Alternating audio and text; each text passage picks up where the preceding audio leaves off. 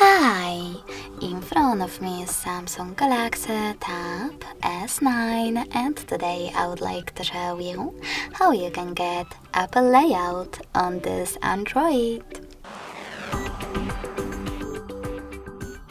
Firstly, go into Play Store and download free app called iOS Launcher 16.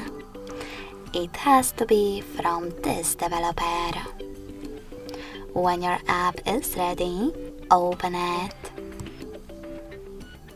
Then, in order to use it, click on While Using and Allow in all pop-ups.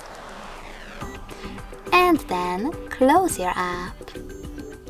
Now you can finally go into Devices Settings, scroll down and click on Apps section.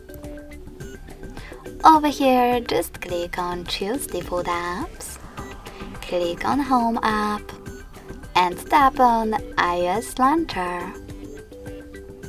Then hit Got it, and as you can see, Apple layout was applied successfully on my tablet.